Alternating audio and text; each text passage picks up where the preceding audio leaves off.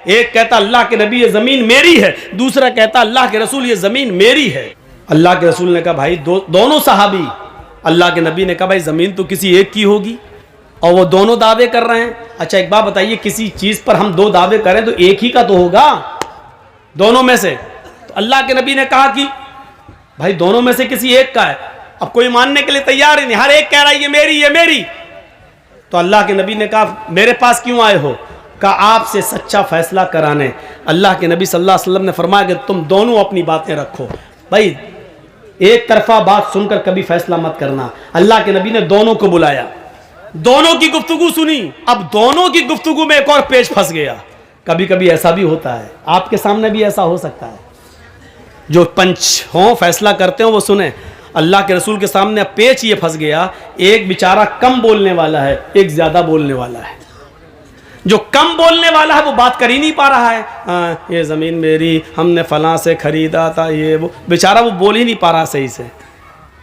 और दूसरा बड़बड़ बड़बड़ बड़बड़ बड़बड़ बड़बड़ करता चला जा रहा है और अपनी बात को बड़ी अच्छी तरीके से रख रहा है।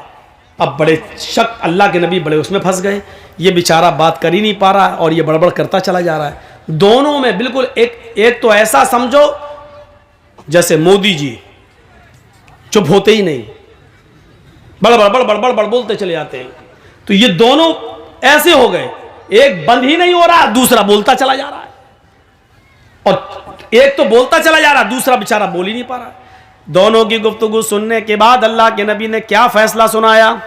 सुनो, तुमने अपनी बात अच्छी तरीके से पेश की, तुम अपनी बात अच्छी तरीके से पेश नहीं कर सके, लेकिन फैसला सुनिए क्या कहा। हो सकता है कि सच्चे तुम हो, यानी कम बोलने वाले से कहा हो सकता है कि सच्चे तुम हो, लेकिन अपनी बात अच्छी तरीके से मुझे समझा नहीं पा रहे हो, अपनी दलील अपनी तरीके से मेरे सामने पेश नहीं कर सके हो। और हो सकता है ये ज़्यादा बोलने वाला ये झूठा हो, लेकिन अपने झूठ को अपनी चर्ब ज़बानी की वजह से उसने अच्छी तरीके से हमें पेश कर दिया हो, इसलिए मेरा फैसला जो होगा मानोगे? दोनों ने कहा अल्लाह के रसूल हम आपका फैसला मानेंगे। आपने कहा ये ज़मीन मैं इसको दे रहा हूँ जो ज़्यादा बोल रहा है, इसने अपनी बात हमें समझा दी है, इसकी बात हमारे समझ में आ रही है, लेकिन हो सकता है कि मुझसे गलती हो रही हो सकता है ये गलत हो, क्योंकि मुझे मालूम नहीं। हम तो इसकी बातें सुनकर और इसकी मजबूत दलील देखकर इसके हक में फैसला कर रहे हैं। जाओ ये ज़मीन तुम्हारी। वो उठ के जाने लगा। दूसरे ने कहा अल्लाह के रसूल ठीक है, आपने उसको दे दिया, हमने मान लिया आपका फैसला सराहों पर। जब वो उठ के जाने लगा जिसको ज़मीन का टुकड़ा दिया, तो आपने कहा सुनो, ये ज़मीन का टुकड़ा लेकर जा तो रहे हो, ये फैसला मैंने तुम्हारे हक में तो कर दिया है, लेकिन तुम्हारा दिल अच्छी तरीके से अंदर से जानता है इस ज़मीन के मालिक तुम हो या नहीं। ये अच्छी तरीके से तुम जानते हो, क्योंकि मैंने तो तुम्हारी बातें सुनकर फैसला किया है, लेकिन हकीकत में अगर ये ज़मीन तुम्हारी नहीं है और तुम्हें अच्छी तरीके से मालूम है ये ज़मीन किसकी है, अगर ये ज़मीन तुम्हारी नहीं है तो मैं तुम्हें ज़मीन नहीं दे रहा हूं, फ़इन्नमा हिया क़ित्अतुम मिनन नार, मैं तुम्हें जहन्नम का टुकड़ा दे रहा हूं। ये सोच के यहां से जाइए कि मोहम्मद ने तुम्हें ज़मीन नहीं दी, अगर ये ज़मीन तुम्हारी नहीं तो जहन्नम का टुकड़ा मैंने तुम्हें दिया है। रहोगे तो जहन्नम में, खाओगे तो जहन्नम में, पियोगे तो जहन्नम में, सोगे तो जहन्नम में, अगर उसी ज़मीन में मरे तो मरोगे जहन्नम में। अब ये सोच कर यहां से जाओ, क्योंकि हमें और तुम्हें सबको क़यामत के दिन हिसाब किताब देना है। इतना कहना था अल्लाह के रसूल का। उधर से वो चीखने लगा, अरे अल्लाह के रसूल ये ज़मीन मेरी नहीं है, इसकी है, ये ज़मीन मेरी नहीं है, इसी भाई की, इसको दे दो। अब इसने जब ये सुना कि वो जहन्नम का टुकड़ा, तो ये भी चीख पड़ा, अरे अल्लाह के रसूल ये झूठ बोल रहा है, ये मेरी नहीं, इसकी, इसी को दे दो। अभी दोनों कह रहे थे मेरी है, लेकिन दोनों ने सोचा कि अब क्या कर, पता नहीं हो सकता मेरी ना। दूसरा भी सोचने लगा ऐसा ना हो कि मुझे तो मेरे बाप दादा से मिली चली आ रही है, हो सकता है मेरे दादा ने किसी की ज़मीन पर कब्जा किया हो। तो दूसरा भी डर गया, कहने लगा अल्लाह के रसूल ये झूठ बोल रहा है, नहीं नहीं मेरी नहीं, इसी की, इसी को दे दो। अल्लाह के नबी ने कहा अभी तो दोनों कह रहे थे मेरी मेरी मेरी, अब क्या हुआ? दोनों कहते मेरी नहीं मेरी नहीं मेरी नहीं, भाग गए, जाने लगे। आपने कहा सुनो मैं क्या करूं? कहा हम नहीं ले रहे हैं।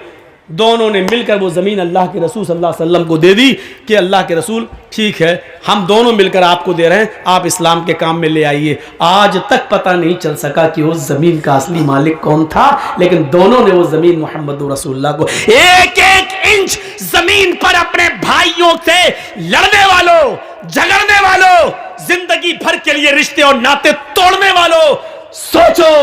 और दूसरों की जमीन पर कब्जा अगर तुमने किया है, चाहे एक बालिश ने किया हो, आपका दिल जानता है कि आपने जायज तरीके से ली कि नाजायज तरीके से। अगर वो नाजायज तरीके से ली है तो आप जहन्नम में रह रहे हो, इतना याद रखना।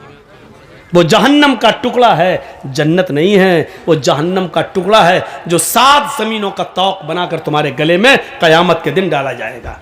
और इस हदीस से ये भी पता चला कि पंचायत में फैसला कैसा होता था। दलीलें दोनों तरफ से सुनी जाती थी और दोनों तरफ से सुनने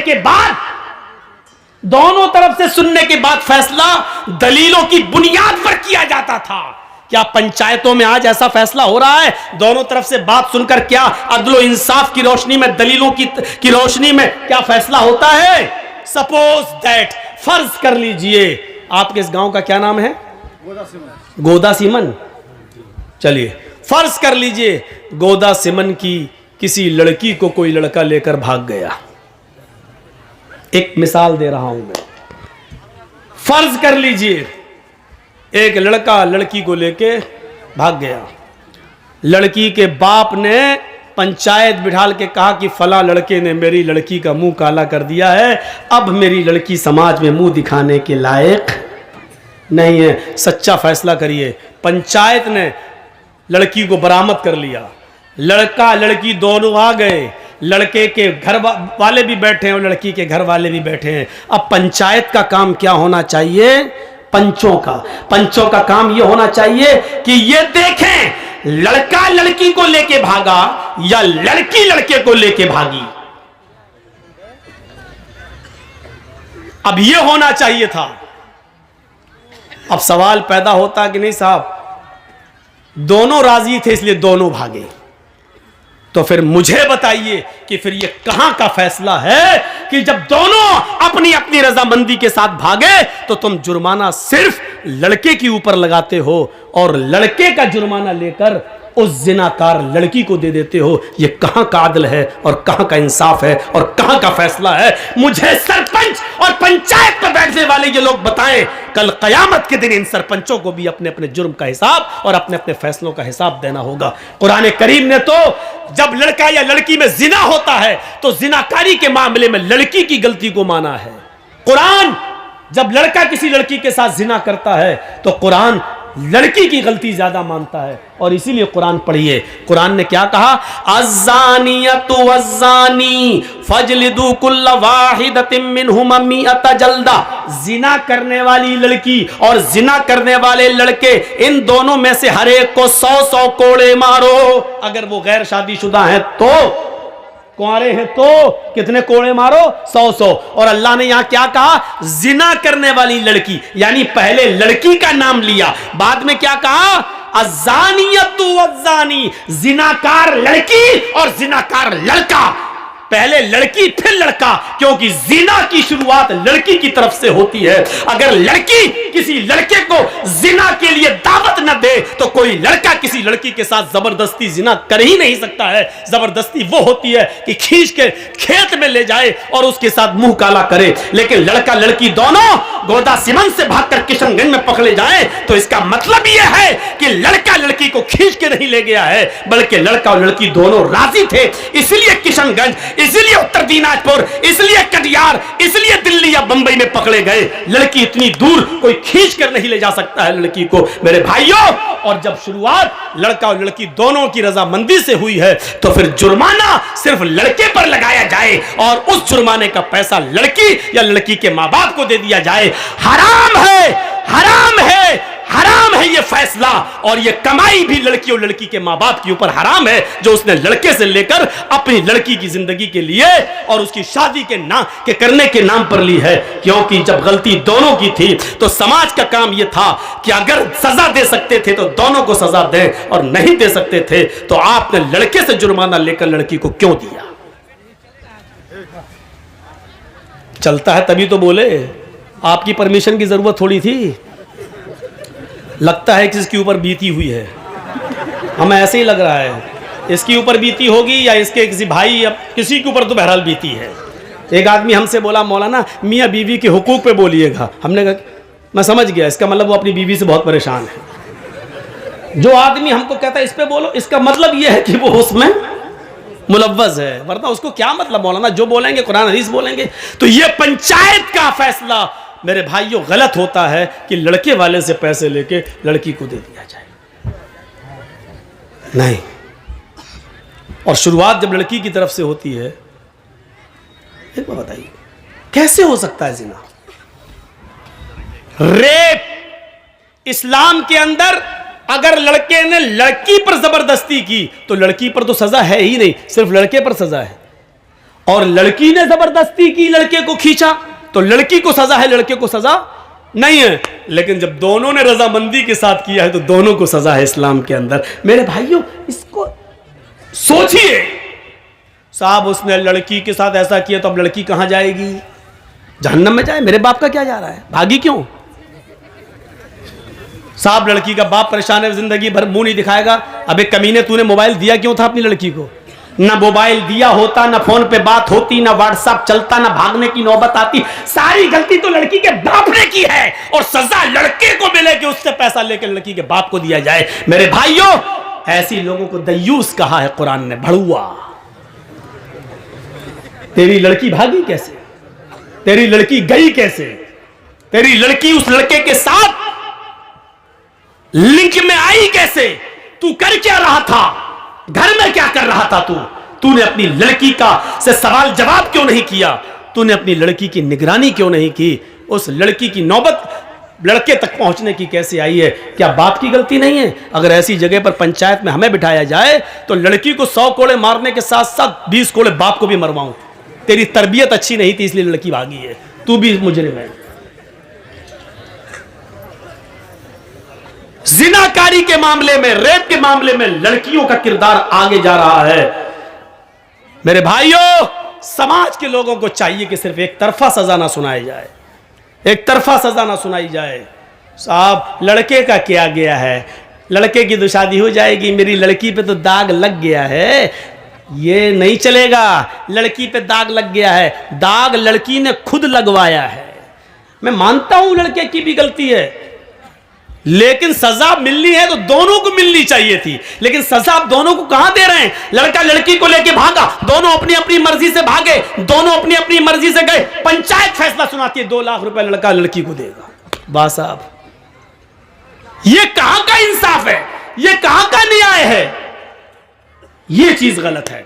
हजरत उमर के फैसले इसी किस्म के हुआ करते थे कि वो किसी को शिकायत का मौका नहीं दिया करते थे, बल्कि अपने ऊपर, हाँ यकीन नहीं आता तो सुनिए हजरत उमर का एक फैसला। एक उमर फारूक के मुल्क शाम के अंदर एक यहूदी बच्चा था, छोटा सा बच्चा था, 13-14 साल उसकी उम्र थी, घोड़ा दौड़ाने में बड़ा माहिर था। उसी बस्ती के अंदर आमर इब्न आस थे। हजरत आमर इब्न आस को गवर्नर बनाकर भेजा गया था। आमर इब्न आस के बेटे ने कहा कि कोई घोड़ा मुझसे आगे और तेज दौड़ा कर दिखलाए। उस बच्चे ने चैलेंज कबूल कर लिया कि मैं आपसे अच्छा घोड़ा दौड़ा लेता हूं। आमर इब्न आस के बेटे ने कहा चाओ दौड़ाओ। दोनों अपने अपने घोड़े को दौड़ाने लगे। घोड़ा बच्चे का, यहूदी बच्चे का घोड़ा आगे निकल जाता है, आमर इब्न आस के बेटे का घोड़ा पीछे रह जाता है। अब आमर इब्न आस के बेटे को गुस्सा आया, मैं गवर्नर का बेटा और ये यहूदी का बच्चा आगे निकल गया मुझे पीछे करके। जब घोड़े पे से उतरता है आमर इब्न आस का बेटा तो उसने उस यहूदी बच्चे को एक जोरदार थप्पड़ मार दिया चेहरे पर। उस यहूदी बच्चे ने कहा आपने मुझे बिना गलती के मारा है, जब शर्त थी तुम निकलो या मैं आगे निकलूं, जब मैं आगे निकल गया तो आपने मुझे बगैर गलती के कैसे मार दिया है। मैं आपकी शिकायत आमर इब्न आस से करूंगा, इस मुल्क के शाम के गवर्नर से करूंगा बस। और सुनो इधर देखो, जब उसने ये कहा कि मैं आपकी शिकायत गवर्नर से करूंगा यहूदी बच्चे ने, तो आमर इब्न आस का बेटा क्या बोला, हाँ जा जा जा कर लेना मेरे बाप से शिकायत। आमर इब्न आस तो मेरा बाप है, जिस गवर्नर से तू शिकायत करने जा रहा है ना वो तो मेरा बाप है, मेरा कोई कुछ नहीं कर पाएगा, मैं इस शहर के गवर्नर का बेटा हूं। वो यहूदी बच्चा चुप हो गया। जब तुम गवर्नर के बेटे हो तो तुम्हारा कौन क्या कर लेगा? हाँ? लखीमपुर खीरी में किसानों के ऊपर वो लड़का गाड़ी चला देता, नहीं चलाया। क्यों? क्योंकि मंत्री का बेटा था। जब उसको इस बात का तकब्बुर है कि मैं मंत्री का बेटा हूं, मेरा कोई कुछ नहीं कर पाएगा, तभी तो उसने गाड़ी चढ़ाई। यही ये अमर इब्न आस का बेटा खामोश हो गया। उसने कहा ठीक है। 1 महीने के बाद हजरत उमर मुल्क के शाम पहुंचे। हजरत उमर देखते थे किस बस्ती में कहाँ क्या हो रहा, वहाँ के लोगों से पूछते थे कि तुम्हारे यहाँ सारे इंतज़ाम सही है, गवर्नर ठीक काम कर रहा है कि नहीं कर रहा। हर एक की क्लास ली जाती, जैसे यहाँ ममता दीदी आती हैं तो हर MLA की क्लास लेती हैं, हाँ क्या तुम क्या सही कर रहे हो, फला कर रहे हो, तो वो दौरा करती हैं हर क्षेत्र का। ऐसे ही कोई डांटती भी है किसी को, फटकारती भी है किसी को। तो ऐसी हजरत उमर दौरा करते थे, दौरा शहरों का, और पूछते थे कि आपको जो गवर्नर दिया वो सही काम कर रहा है कि नहीं कर रहा है। जब उस बच्चे को पता चला आज हजरत उमर आ रहे हैं तो वो भी पहुंच गया। जनता दरबार लगा, लोगों ने अपनी अपनी शिकायतें की, किसी को कोई शिकायत ही नहीं मिली। हजरत उमर ने फरमाया इसका मतलब अमर इब्न आस तुम्हारे दरमियान बिल्कुल सही काम कर रहे हैं, किसी को कोई शिकायत नहीं है। सब ने कहा नहीं, हमें कोई शिकायत नहीं है। पीछे एक बच्चा बैठा था, हाथ जोड़ के खड़ा हो गया, अमीरुल मोमिनीन मुझे शिकायत है। इधर आओ बेटा, इधर आओ। ये नहीं कहा कि सारे लोगों को शिकायत नहीं, तुझे शिकायत है। हमारे यहाँ यही तो होता है ना, सब खामोश, तू ही बोल रहा है, चुप हट। बेटा इधर आओ, इधर आओ। उसको चूमा, उसको बोसा दिया। उस यहूदी बच्चे के माथे पर उन्होंने पेशानी पर बोसा दिया, उसको चूमा और अपनी गोद में बिठा लिया। बेटे डरने की जरूरत नहीं है, सच बताओ तुम्हें क्या परेशानी है। कहा अमीरुल मोमिनीन मैं यहूदी हूं। कहा बेटे मजहब नहीं पूछ रहा हूं तुम्हारा क्या है, तुम सिर्फ ये बताओ कि तुम्हें परेशानी क्या है। कहा अमीरुल मोमिनीन अमर इब्न आस का जो शहर के गवर्नर, इनका बेटा मेरे साथ घोड़ा दौड़ा रहा था। कहने लगा कौन आगे निकलता कौन पीछे। हमने घोड़ा दौड़ाना शुरू कर दिया, मेरा घोड़ा आगे निकल गया। इनको गुस्सा आया इनके बेटे को, और इन्होंने आकर मेरे एक चेहरे पर एक जोरदार थप्पड़ मारा। तेरी हिम्मत कैसे पड़ी अपने घोड़े को मुझसे आगे निकालने की। अमीरुल मोमिनीन ने फरमाया बेटे जब उसने तुम्हारे गाल पे थप्पड़ मारा था तो तुमने ये शिकायत अमर इब्न आस से क्यों नहीं की, गवर्नर से क्यों नहीं की। कहा अमीरुल मोमिनीन मैं गवर्नर से शिकायत करने आ रहा था। इनका बेटा कहने लगा जा जा, गवर्नर मेरा क्या कर लेगा, वो तो मेरा बाप है, मैं तो उसी गवर्नर अमर इब्न आस का बेटा हूं, तुझे जहां जाना हो जा, मेरा कोई कुछ नहीं कर पाएगा, मेरा बाप इस शहर का गवर्नर है। हजरत उमर फारूक की आंखों में खून उतर आया। कहा बेटे अब तुम उतरो, हमारी गोद से उतरो। हजरत उमर फारूक ने एक टेढ़ी नजर अमर इब्न आस की तरफ डाली। हाय अमर, जब अल्लाह ने लोगों को आजाद पैदा किया है तो तुम कौन होते हो किसी को गुलाम बनाकर रखने वाले। अमर इब्न आस ने कहा अमीरुल मोमिनीन इसमें मेरी क्या गलती है, न मेरे बेटे ने मुझे कुछ बताया और न इस यहूदी बच्चे ने मुझे कुछ बताया। आज ये फरमान, आज ये बात मैंने सुनी है, अपने बेटे को मैं बुला रहा हूं। बुलाया, घर से बेटा आया, निकल गया।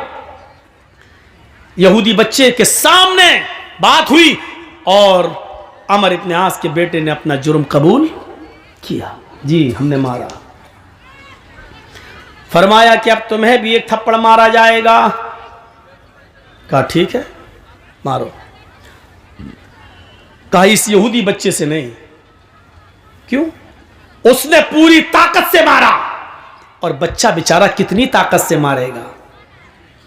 फिर भी बच्चे की हाथ की ताकत और इस बड़े लड़के की ताकत में फर्क है, इसलिए मेरा जल्लाद तुम्हारे लड़के को थप्पड़ मारेगा। कहा ठीक है। जल्लाद से कहा एक थप्पड़ जोरदार अमर इब्न आस के बेटे को सबके सामने रसीद करो।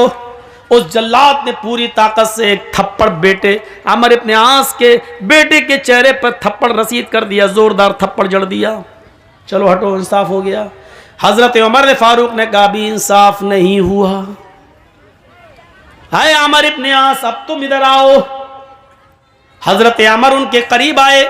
हजरत उमर ने जल्लाद से कहा एक थप्पड़ इस गवर्नर के चेहरे पर भी मारो। लोगों ने कहा अमीरुल मोमिनीन ये क्या जुल्म हो रहा है, जिसने थप्पड़ मारा था उसको सजा मिल गई है। फरमाया नहीं, मैं जो कह रहा हूं वो करो। फिर हजरत उमर फारूक के जल्लाद ने एक थप्पड़ अमर इब्न आस के गाल पर भी रसीद कर दिया है, मार दिया जोर से। अमर इब्न आस की आंखों में आंसू आ गए, क्योंकि भरे मजमे के अंदर उनको जल्लाद ने थप्पड़ मारा है, एक इंसल्ट सी महसूस करते हैं। लेकिन हजरत उमर के हुक्म के आगे क्या कर सकते थे। हजरत उमर फारूक से पूछने लगे, अमीरुल मोमिनीन, ठीक है आपका फैसला सर आंखों पर, लेकिन इतना बता दीजिए कि मुझे किस जुर्म में थप्पड़ मारा गया है, मेरा कसूर क्या है। आप अगर ये गलती बता देंगे तो मैं आइंदा उस गलती की इस्लाह कर लूंगा, फिर मैं वो गलती बार बार नहीं करूंगा। फरमाया, आए अमर इब्न आस, तेरी गलती यह है कि तूने अपने बेटे को सही तालीम नहीं दी, तूने अपने बेटे को सही तरबियत नहीं दी। अगर तूने अपने बेटे को सही तालीम दी होती तो तेरा बेटा ये नहीं कहता मैं गवर्नर का बेटा हूं, मेरा कोई कुछ नहीं कर पाएगा। तेरे बेटे ने जब ये कहा जा जा जहां जाना हो जा, तेरा मेरा कोई कुछ नहीं कर पाएगा, मैं इस शहर के गवर्नर का बेटा हूं। ये थप्पड़ मारने की जुर्रत तेरे बेटे को इसलिए हुई क्योंकि उसको मालूम था कि मेरा बाप गवर्नर है। अब तेरा बेटा कभी किसी को नाजायज थप्पड़ नहीं मारेगा, क्योंकि उसको मालूम हो गया कि गवर्नर हो या आम आदमी, उमर के रियासत में और उमर की खिलाफत में सब बराबर हैं, कोई ऊंचा नहीं है, कोई नीचा नहीं है। अमर इब्न आस, आज के बाद तू कभी अपने बेटे को यह तरबियत नहीं देगा, और जब भी तरबियत देगा तो सही तरबियत देगा। आज के बाद तेरा बेटा कभी किसी को यह सोचकर थप्पड़ नहीं मारेगा कि मैं गवर्नर का बेटा हूं। ये इसलिए सजा तुझे भी मिलनी चाहिए थी। मेरे भाइयों, अदल था, इंसाफ था। और ऐसे ही महात्मा गांधी ने नहीं कहा था, ऐसे ही महात्मा गांधी ने नहीं कहा था कि अगर इस देश में खून खराबा बंद करना चाहते हो, इस देश में खून खराबा रोकना चाहते हो, तो हजरत उमर फारूक के आदल और उमर फारूक के इंसाफ को कायम कर दो। ऐसे ही नहीं कहा था, कुछ तो उन्होंने देखा होगा। उमर फारूक का आदल, उमर फारूक का इंसाफ, ये इंसाफ था उमर फारूक का, इंसानियत थी ये।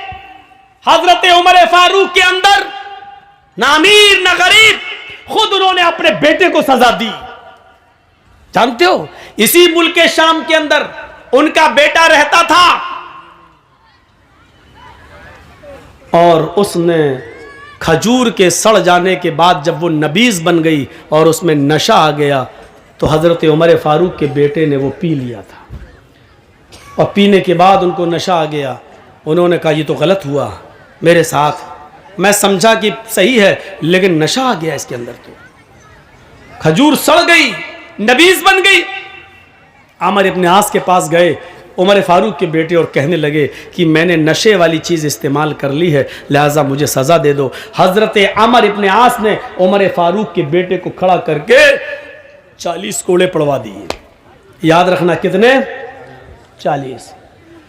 मदीने में जब उमर फारूक को पता चला कि शाम के अंदर मेरे बेटे ने नबीज पी ली और उसको नशा आ गया था, और अमर इब्न आस ने उनको 40 कोड़े मार दिए, लेकिन उनको यकीन नहीं आया। उन्होंने अपना घोड़ा भेजा, और अमर इब्न आस को एक लेटर लिखा कि इस नए घोड़े के ऊपर मेरे बेटे अब्दुल्ला को बिठा कर उसको यहां रवाना कर दिया जाए, ये मेरा हुक्म है। लिहाजा जब ये घोड़ा मुल्क शाम पहुंचता है तो इस घोड़े के ऊपर बैठकर अमर इब्न आस ने उनके बेटे यानी उमर फारूक के बेटे को मुल्क मदीने के अंदर रवाना कर दिया। बेटे ने सोचा कि मदीने में मेरे अब्बू मुझे बुला रहे हैं मेरे घर, मैं अपनी माँ बाप से मिलूंगा।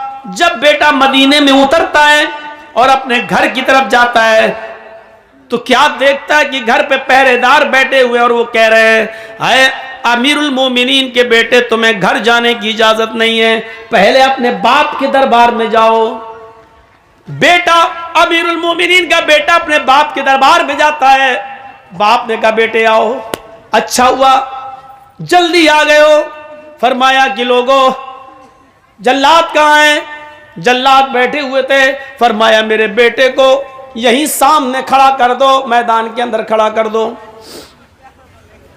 फिर कहा मेरे बेटे को 40 कोड़े अब मारो, और एक जल्लाद 10 कोड़े मारेगा और हट जाएगा। फिर दूसरा जल्लाद आएगा, वो 10 कोड़े मारेगा, हट जाएगा। फिर तीसरा जल्लाद आएगा, वो 10 कोड़े मारेगा, हट जाएगा। फिर चौथा जल्लाद आएगा, फिर वो 10 कोड़े मारेगा और फिर वो भी अट जाएगा, क्योंकि जोर जोर से कोड़े पड़ेंगे तो एक जल्लाद 10 कोड़े मारने के बाद थक जाएगा, फिर वो उतनी जोर से नहीं मार पाएगा जितनी जोर से मारना चाहिए, इसलिए 10 के बाद दूसरा मारेगा ताकि कोड़ों की सख्ती में कमी ना आने पाए, उसकी शिद्दत में कमी ना आने पाए। बेटा चीखता रहा, अब्बू मुझे एक जुर्म की 2-2 बार सजा क्यों दी जा रही है? मैंने 40 कोड़े मुल्क के शाम के अंदर खा तो लिए। अल्लाह के रसूल का फरमान तो यही है, अगर कोई शराब पी ले तो उसको 40 कोड़े मारे जाएं। अगर मैंने धोखे से, गलती से, ये जानते हुए कि इसमें नशा नहीं और पी लिया और बाद में नशा आ गया तो इस जुर्म की मुझे सजा मिल चुकी है। हजरत अमर ने कुछ नहीं कहा, बेटे पहले 40 कोड़े खाओ, उसके बाद में मैं तुम्हारी सुनूंगा। जब 40 कोड़े पूरी ताकत से पड़ चुके, उसके बाद हजरत उमर फारूक का बेटा बैठ गया, इसलिए कि अब उसके जिस्म में इतनी ताकत न रही कि वो अपने पैरों के बल उठकर अपने घर जा सके। हजरत उमर ने उसको घर पहुंचाने का इंतजाम किया, ठेला वेला मंगवाया, उस जमाने की जो गाड़ियां चलती थी उस गाड़ी को बुलवाया और उस पर बिठाया।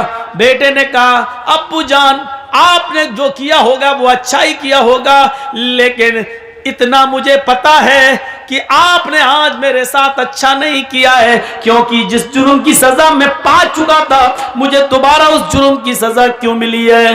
हजरत उमर ने कहा, नहीं आए मेरे बेटे, मैंने इसलिए तुझे ये 40 कोड़े मारे हैं कि जब मैंने सुना कि तूने नशा जाने के बाद नबीज पी ली, फिर मैंने ये सुना कि अमर इब्ने आस ने तुझे 40 कोड़े पड़वाए, 40 कोड़े लगवाए, तो मैं समझ गया अमर इब्ने आस ने तुम्हारी पीठ पर जो कोड़े बरसाए वो सजा तो तुम्हें दी गई लोगों को दिखाने के लिए, लेकिन मैं जानता था शायद अमर इब्ने आस ने तुम्हारे साथ रियायत बरती हो। जितनी जोर से कोड़े मारना चाहिए उतनी जोर से कोड़े तुम्हारी पीठ पर न बरसवाए हो, इसलिए कि तुम उमर के बेटे हो, इसलिए कि तुम अमीरुल मोमिनीन के लख्ते जिगर हो, इसलिए कि तुम हजरत उमर फारूक के साहिबजादे हो। ये सोचकर शायद अमर इब्ने आस ने जल्लाद से कह दिया हो कि बेटे की आहिस्ता आहिस्ता मारो, इतना ना मारो कि खून टपकने लगे।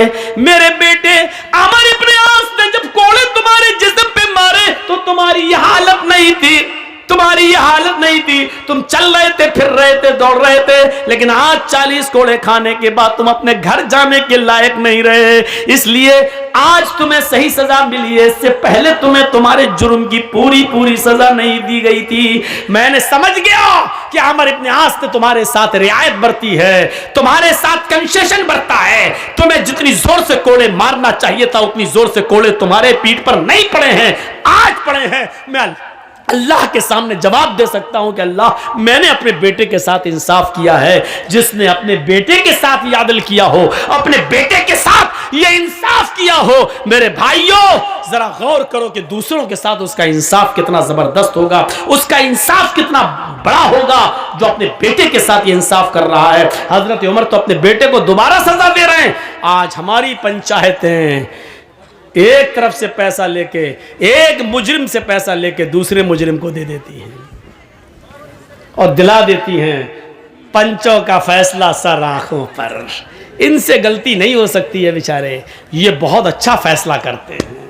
मेरे भाइयों अपने फैसलों पर नजर सानी करो, दौड़ाओ, आप कहीं बेइंसाफी तो नहीं कर रहे हो, क्योंकि कयामत के दिन हमें और आपको सबको इंसाफ करना है, सबको जवाब देना होगा। आदल, इंसानियत की ये मिसालें किसी दूसरे मजहब के अंदर नहीं मिल सकती। हम देखें, नजरें डालें, हजरत उमर फारूक रज़ी अल्लाह ताला अन्हु की जिंदगी के एक वाक़े पर और आ जाइए। रात के अंदर अंधेरे में गश्त करते हैं। रात के अंधेरे में कौन गश्त कर रहा है? आजकल ये मामला तो किसी के अंदर नहीं पाया जाता है। रात की तारीकी में अचानक जाएं और देखें कौन भूखा है, कौन खाया है, कौन सो रहा, ये कौन देख रहा है आजकल? न हम न आप।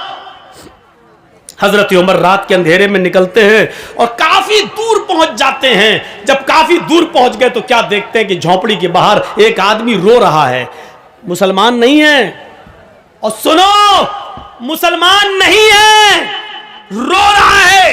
हजरत उमर उसके पास बैठ गए और उसको मालूम नहीं कि ये उमर हैं।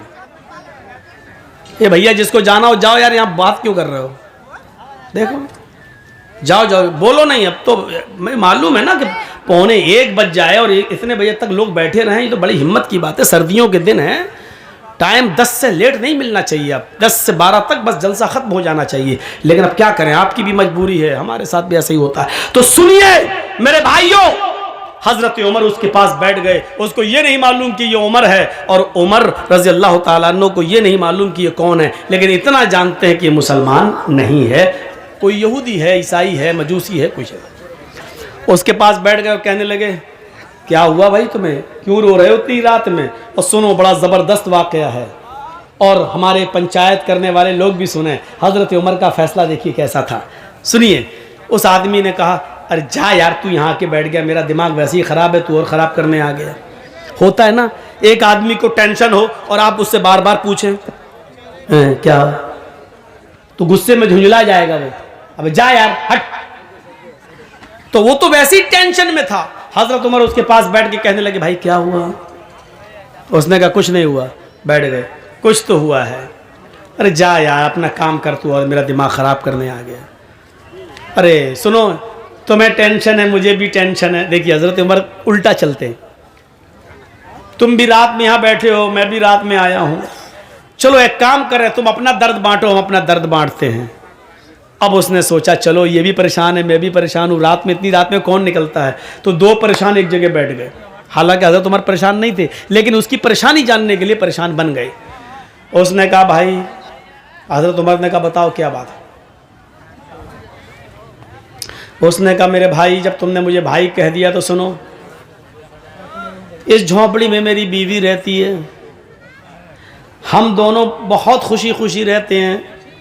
मेरी बीवी मुझसे बेइंतहा प्यार करती है, लेकिन हम गरीब इंसान हैं। इसी गांव से थोड़ी दूरी पर एक दूसरा गांव है, उस गांव से एक आदमी आता है, ताकतवर है, हैंडसम है, खूबसूरत है, ताकतवर है, और वो जैसे ही आता है वो सीधे मेरी झोंपड़ी में घुसता है, मुझे कान पकड़ के बाहर निकाल देता है। मेरी बीवी बड़ी खूबसूरत है, उसके बाद वो मुझे बाहर बिठा देता है और मेरी बीवी के साथ ज़बरदस्ती जिना करता है। मेरी बीवी के न चाहने के बावजूद भी वो उसको मजबूर कर देता है और वो उसके साथ जिना करता है। हज़रत उमर फारूक ने पूछा अच्छा इतनी बड़ी बात क्या? अच्छा ये बताओ क्या वो अभी है? कहा नहीं। तो आया और चला गया। मैं कुछ भी नहीं कर पाता हूँ, अपनी बीवी की कोई मदद नहीं कर पाता। अच्छा तो ये बताओ अब वो कब आएगा? हजरत उमर ने जब ये पूछा कि वो कब आएगा, तो उसने जवाब दिया एक दिन छोड़कर आता है, यानी आज वो गलत काम करके गया है, अब वो कल नहीं आएगा, परसों आएगा। हजरत उमर फारूक ने कहा ठीक है, परसों मैं आऊंगा और तुम्हारी मदद करूंगा। उसने कहा तू खुद परेशान है, अपनी मदद तो कर नहीं पा रहा, मेरी मदद क्या करेगा? अरे जा यार, तू तो कह रहा था मैं परेशान हूं। कहा मैं परेशान हूं, मैं भी परेशान हूं, परेशान ना होता तो मैं रात में क्यों निकलता, लेकिन मेरी परेशानी इतनी बड़ी है कि आए मेरे भाई, हजरत उमर कहते हैं आए मेरे भाई, जब तू खुद परेशान है तो मेरी परेशानी को तू कैसे दूर करेगा, लेकिन मैं तेरी परसों मदद करूंगा। उसने कहा अच्छा जाओ ठीक है कर लेना। वो सोचने लगा ऐसी तसल्ली देने वाले सभी आते हैं, ये भी तसल्ली दे रहा है।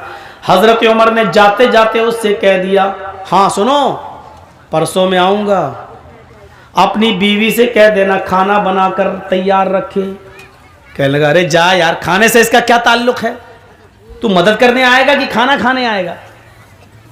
हजरत उमर ने कहा देखो मैं जो कह रहा हूं वो करना, खाना बनाकर तैयार रखे, और दूसरी बात जब वो आदमी तेरे घर में घुसे तो अपनी बीवी से ये कह देना कि आज सब कुछ रजामंदी जाहिर कर दे, यानी उसके सामने आज वो जिद न करे, बल्कि ये कहे कि ठीक है तुम तो हमसे रोज मिलने आते ही हो, अब हमारे और तुम्हारे दरमियान तो कोई चीज रह नहीं गई है। अब तुम्हें जब आना ही है तो हम दिल खोल कर तुमसे मिलना चाहते हैं, लेकिन अंधेरे में मिलेंगे, उजाले में नहीं, इसलिए चिराग बुझा दो। अच्छा नहीं लगता। तुम्हारी बीवी ये बोले उससे कि मुझे अच्छा नहीं लगता जब तुम मुझसे हम बिस्तरी करते हो, जिना करते हो, तो मुझे अपने पति के अलावा दूसरे का चेहरा दिखता है, तो फिर मैं सपोर्ट नहीं कर पाती हूं। अंधेरा रहेगा तो मैं तुम्हें सपोर्ट करूंगी। और ये कहकर वो चिराग बुझा दे, बकिया काम मैं संभाल लूंगा। अब वो सोचने लगा क्या ये संभालेगा अंधेरे में, है?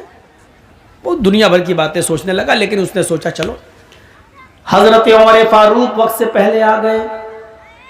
दूसरे एक दिन छोड़कर दूसरे दिन देखा झोंपड़ी के बाहर वो आदमी टहल रहा है। हजरत उमर फारूक ने कहा ठीक है, मैं आ गया हूं तुम्हारी मदद है। उसको पता ही नहीं कि क्या करेंगे। झोंपड़ी के पीछे छिप जाते हैं और उस आदमी से कहते हैं कि तुम अपनी बीवी के पास जाओ, वो आएगा तो तुम्हें खुद ही कान पकड़ के बाहर निकालेगा। वो आदमी अपनी बीवी के पास चला जाता है। रात थोड़ी और अंधेरी होती है। हजरत उमर थोड़ी दूर से ये मंजर देख रहे हैं।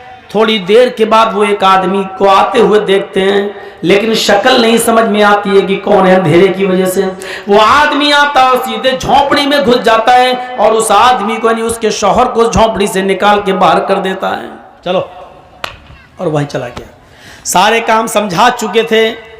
बीवी बोली ठीक है भाई, अब तुम तो आते ही हो हमारे पास, अब जिद करने से क्या फ़ायदा, हमें भी कोई फ़ायदा मिलेगा नहीं, हम भी ज़िंदगी के मज़े लेना चाहते हैं। एक काम करो, जब तुम हमारे साथ मिलते हो रोशनी में, तुम्हारा चेहरा जब आता है तो पति की जगह जब मैं तुम्हें देखती हूँ तो मैं डर जाती हूँ। एक काम करो, चिराग बुझा दो और उसके बाद हमसे मिलो, फिर देखो हम तुम्हें कितना खुश करते हैं।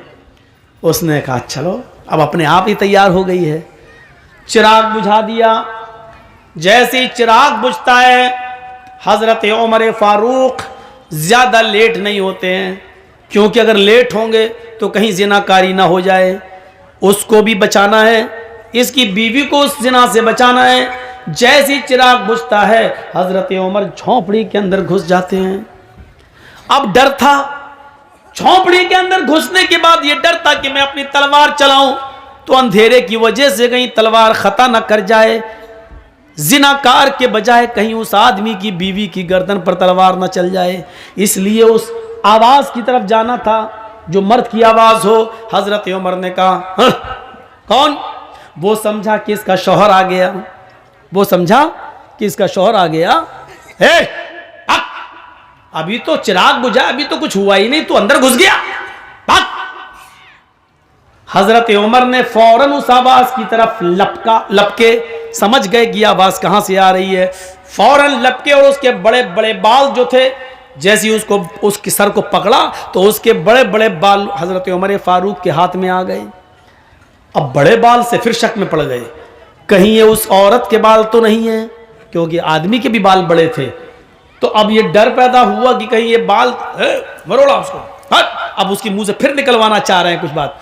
उसने कहा अबे क्या कर रहा, अबे क्या कर। समझ गए कि ये मर्द ही है, आदमी ही है। हजरत उमर फारूक ने फौरन तलवार उसकी गर्दन के ऊपर चला दी और उसको कत्ल कर दिया। गर्दन एक तरफ पड़ी हुई है और धड़ एक तरफ पड़ा हुआ है। और जल्दी कहा मेरी बहन जल्दी से चिराग जलाओ। चिराग जलाया। चिराग जैसे ही जला, रोशनी हुई, गर्दन एक तरफ देखी, धड़ एक तरफ देखा, नजरें आसमान पे डालते हजरत उमर और कहते हैं अल्हम्दुलिल्लाहि रब्बिल आलमीन। मेरी बहन खाना बना कर रखा था कि नहीं? उसने कहा जी भाई खाना है। फरमाया जल्दी लाओ। खाना दस्तरखान पर लग जाता है। उस आदमी की खोपड़ी पड़ी हुई है, खून पड़ा हुआ है, और वहीं पर बैठकर हजरत उमर पेट भर के खाना खाते हैं। पेट भर के खाना खाते हैं। वो आदमी बार बार देख रहा है, लाश के पास बैठ के खाना खा रहा है। और जब खाना खा चुके तो चलने लगे। उस आदमी ने पीछे से पकड़ा, भैया कहाँ जा रहे हो? कहा जा रहा हूं अपने घर। ये लाश? कहा लाश क्या, उसका तो काम हो गया।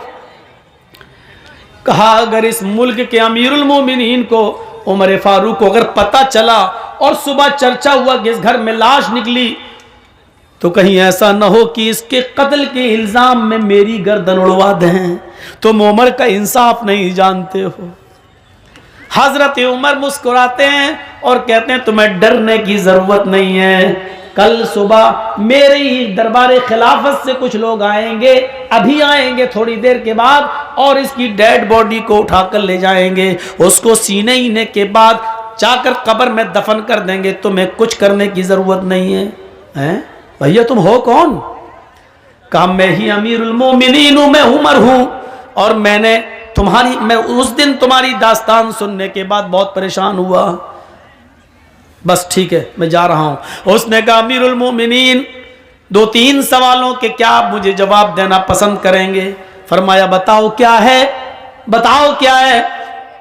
उसने कहा अमीरुल मोमिनीन इतना बताइए कि आपने खाना बनाने के लिए क्यों कहा था परसों कि खाना बनाकर तैयार रखना, इस कत्ल से खाने का क्या ताल्लुक था? अमीरुल मोमिनीन चिराग बुझाने के लिए आपने क्यों कहा था? क्योंकि अंधेरे में तो डरता कि कहीं तलवार मेरी बीवी की गर्दन पे न चल जाए।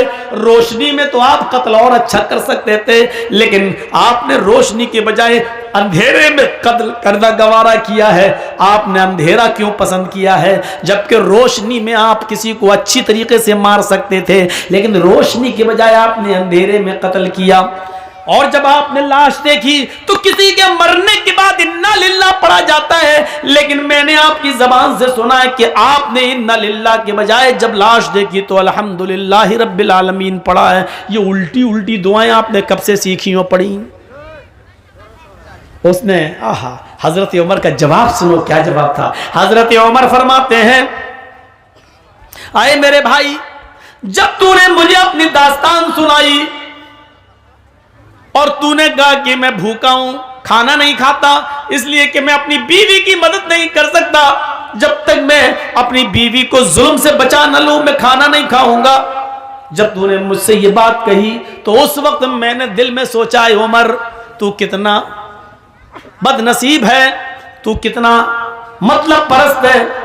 तेरे खिलाफत के जमाने में, तेरे दरबारी खिलाफत में, तेरे दौरे खिलाफत में एक गरीब आदमी की बीवी के ऊपर जुल्म हो रहा है और तू बिस्तर पर चादर ओढ़ के सोता रहता है। कल कयामत के दिन तुझे जवाब देना होगा।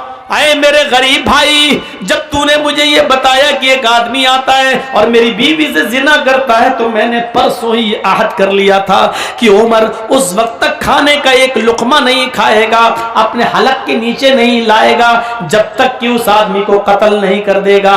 और उस आदमी की परेशानी से मैं तुझे नजात नहीं दिला दूंगा, तब तक मैं नहीं खाऊंगा। मैं परसों से अब तक भूखा था, सिर्फ पानी पी रहा था या एक आध खजूर खा लेता था, लेकिन खाने का एक लुकमा भी मैंने नहीं खाया, क्योंकि मैं तेरी मदद करना चाहता था। इसलिए मैंने कहा था कि खाना बना कर रखना। आज इस आदमी के सामने मैंने खाया खाना, इसलिए कि मैं 2 दिन से भूखा था और आज मैंने पेट भर के खाना खाया। अच्छा ठीक है, लेकिन अंधेरे में कत्ल क्यों किया? कहा जब तूने मुझे बताया एक आदमी आता है, हट्टा खट्टा है, हैंडसम है, तंदुरुस्त है, और वो मेरी बीवी से जिना करता है, तो मेरे दिल में ये ख्याल आया अरे उमर, हट्टा खट्टा नौजवान कोई आता और उसकी बीवी से जिना करता है, उसको मालूम है कि उमर की हुकूमत है और उमर बहुत जबरदस्त इंसाफ करते हैं, इसके बावजूद उसको डर नहीं, कहीं ऐसा तो नहीं कि वो उमर का बेटा हो या उमर का भतीजा हो या उमर का कोई रिश्तेदार हो। मैंने ये सोचा इतना गंदा काम इतनी बहादुरी के साथ रात के अंधेरे में अगर कोई कर रहा है तो उसका उमर के रिश्तेदारी से कोई ताल्लुक तो नहीं है। इसलिए मैंने कहा चिराग बुझा देना, क्योंकि जब मुझे डर पैदा हुआ कि वो मेरा बेटा भी हो सकता है, मेरा भतीजा भी हो सकता है, मेरा रिश्तेदार भी हो सकता है, मैं छिप गया और मैं अल्लाह से ये दुआ करता था कि अल्लाह इस काम में मेरा बेटा शामिल ना हो। आय अल्लाह इस काम में मेरा भतीजा या मेरा कोई रिश्तेदार शामिल ना हो, क्योंकि आज जो भी होगा उसकी गर्दन उड़ाई जाएगी, आज जो भी होगा उसकी गर्दन कटेगी। आय अल्लाह मुझे शर्म से बचा ले, मेरे और मेरे खानदान का नाम गिरना नहीं चाहिए। मैं परसों से ही दुआ कर रहा था, जब वो आदमी झोपड़ी के अंदर घुसा उस वक्त तक मुझे लगा कि ये मेरा ही कोई रिश्तेदार है। उसकी चाल, उसकी कद्दो कामत मुझे बतला रही थी, उसका निडर तरीके से बेबाकी के साथ आना और झोपड़ी में बेखौफ घुस जाना, ये मुझे बतला रहा था कि वो मेरा कोई रिश्तेदार ही है। जब वो अंदर घुसा और तुम्हारी बीवी ने उसको अपनी बातों में लपेटा और चिराग बुझ गया, तो मैं अंदर गया और चिराग बुझाने के लिए, मैंने ही परसों कहा था तुमसे, लेकिन चिराग जब बुझ गया मैं अंदर गया। मैंने चिराग बुझाने के लिए इसलिए कहा था कि अगर चिराग चल रहा होता और मैं झोपड़ी के अंदर घुस जाता और मेरी नजर पड़ती उस मुजरिम के ऊपर और पता चलता कि ये तो मेरा बेटा है, मेरा भतीजा है या मेरा कोई रिश्तेदार है, तो हो सकता था कि अपने रिश्तेदार या बेटे या भतीजे को देखकर मेरा गुस्सा ठंडा हो जाता और फिर मैं अपनी तलवार उसकी गर्दन पर न चलाता और तुम्हें बुलाकर रजामंदी का इजहार करता, ले दे के मामला बनाने की कोशिश करता और ये कहता कि कुछ मान ले ले और मामले को यहीं खत्म कर दे। हो सकता था अगर मेरा रिश्तेदार होता तो मैं तुम्हें मनाता, शायद मेरी तलवार न चलती, मेरा गुस्सा ठंडा हो जाता, इसलिए मैंने चिराग बुझाने का हुक्म दिया था ताकि जब मैं तलवार चलाऊं तो मुझे यह पता ना हो कि मैं तलवार अपने बेटे, भतीजे या रिश्तेदार पर चला रहा हूं या किसी गैर पर। फिर मैंने तलवार चलाई, अल्लाह की कसम उस वक्त तक भी मुझे यकीन नहीं था कि मेरी तलवार किस पे चल रही है। मैं यही समझ रहा था ये कोई मेरा रिश्तेदार ही होगा। मैंने अपनी तलवार उसकी गर्दन पे चलाई, जब तलवार से उसकी गर्दन कट के जमीन पे गिरी तो मैंने कहा चिराग चलाओ, क्योंकि मुझे ये देखना था कि ये कोई मेरा बेटा, मेरा भतीजा या मेरे गांव का रिश्तेदार तो नहीं है। जब चिराग तुम्हारी बीवी ने जलाया और जब मैंने उसकी शक्ल देखी तो आसमान पर नजरें डाली, मैंने अल्लाह का शुक्र अदा किया, अल्हम्दुलिल्लाह रब्बिल आलमीन। आय अल्लाह जिस आदमी को मैंने कत्ल किया और जो आदमी जिना करने आता था इसकी बीवी से, न वो मेरा बेटा है, न मेरा भतीजा है, न वो कोई मेरा रिश्तेदार है। ये काम भी एक यहूदी ही कर रहा था, यहूदी की बीवी के साथ। मरने वाले में कोई मुसलमान नहीं है, कोई रिश्तेदार नहीं है। इस पर मैंने अल्लाह ताला का शुक्र अदा किया और इसलिए मैंने अल्हम्दुलिल्लाह कहा, इन्ना लिल्लाह नहीं कहा। तो मेरे भाइयों इस तरीके से अदल और इंसाफ करते थे। चूंकि उसकी बीवी मजबूर थी, वो जिना नहीं करवाना चाहती थी, सिर्फ आदमी की गलती थी, इसलिए हजरत उमर ने आदमी को कत्ल किया, मर्द को कत्ल किया और उसकी बीवी को उसके जुल्म से आजाद करा दिया। तो इंसाफ ये होना चाहिए और इंसाफ का तकाजा भी यही कहता है कि अदल अदल है और अदल के साथ समझौता नहीं होना चाहिए। आदमी, चार आदमी इधर से बैठे, चार आदमी इधर से बैठे, अब रिश्तेदारी का मुंह देखा जा रहा। ऐसी बात कि सांप भी मर जाए और लाठी भी न टूटे। मौलाना साहब ऐसा रास्ता निकालिए बीच वाला कि काम बन जाए। नहीं, इस्लाम की दृष्टि में ये नहीं, जुर्म को जुर्म कहो, इंसाफ और अमन को अमन कहो, अदल को अदल कहो, सच को सच कहो और झूठ को झूठ कहो। यही इस्लाम सिखाता है, यही इस्लाम की दावत है और यही इस्लाम कहता है कि वो कोई भी हो और किसी भी धर्म का मानने वाला हो, इंसानियत का दामन आपके हाथ से नहीं छूटना चाहिए, अदल होना चाहिए, इंसाफ होना चाहिए। और यही सब मजहब की तालीम है, सारे धर्म की यही तालीम है। मेरे भाइयों, इस्लाम चूंकि सब धर्मों से में आला है, अफजल है, इसलिए इस्लाम ने सबसे ज्यादा इंसानियत को फरोग दिया है। इंसानियत को यहां तक कहा है कि अगर किसी औरत के पेट में नाजायज बच्चा भी है, अगर कॉलेज में पढ़ते हैं लड़का और लड़की, स्टूडेंट हैं और लड़का और लड़की से गलती हो गई और दोनों किसी होटल में या किसी प्राइवेट रूम में जाकर मुंह काला कर लिए और हजार आलाते मने हमल इस्तेमाल करने के बावजूद, टेबलेट्स वगैरह और जिन चीज़ों से हमल नहीं रुकता है, हमल नहीं ठहरता है, उन चीज़ों को इस्तेमाल करने के बावजूद भी लड़की अगर गर्भवती हो गई, हामिला हो गई, मसलन उसने टेबलेट खाई, काम नहीं की, फिर भी हामिला हो गई।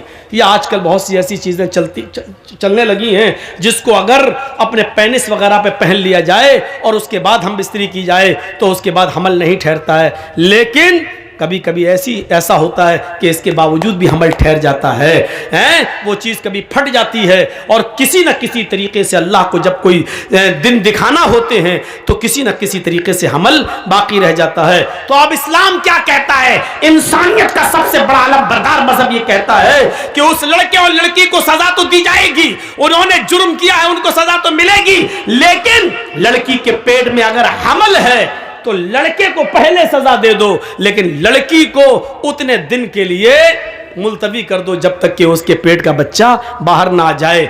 अगर पेट का बच्चा उस औरत का या लड़की का दूध पीता है तो उसके बाद भी उसकी सजा को अभी मुलतवी कर दो जब तक कि वो बच्चा रोटी न खाने लगे और दूध पी रहा है। और जब दूध छोड़ दे और रोटी खाने लगे तब उस औरत को मारा जाएगा, कत्ल किया जाएगा। लेकिन हाँ, इतना याद रखिए, अगर शादी से पहले ये जुर्म लड़की ने किया है, शादी से पहले, तो 100 कोड़े उस लड़की को मारे जाएंगे। लेकिन आपको डर है कि 100 कोड़े मारेंगे लड़की मर जाएगी, और लड़की जब मरेगी तो पेट का बच्चा भी मर जाएगा, तो फिर 100 कोड़े भी छोड़ दिए जाएंगे। अभी नहीं मारा जाएगा जब तक कि उस लड़की के पेट से वो बच्चा पैदा ना हो जाए। इस्लाम ये कहता है कि गलती लड़के ने की है, लड़की ने की है, पेट में पलने वाले उस मासूम बच्चे का कसूर नहीं है। लिहाजा उसको इस दुनिया में आने का हक है, उसको इस दुनिया में जीने का हक है, उसको इस दुनिया में पनपने का हक है, उसको इस दुनिया में आंखें खोलकर पैदा होने का हक है और नमाज पढ़ने का हक है, रोजा रखने का हक है।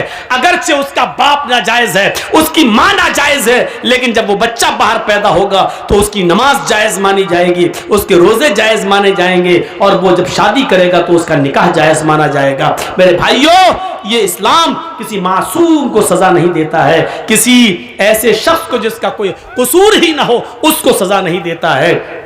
ये हमें और आपको इंसाफ से काम लेना चाहिए। मेरी घड़ी में 1:05 हो चुके हैं। मैंने कहा था कि मैं कुछ मंत्र भी पढ़ूंगा, लेकिन चलिए कोई बात नहीं, होता है, फिर कभी सुन लीजिएगा मंत्र वगैरह।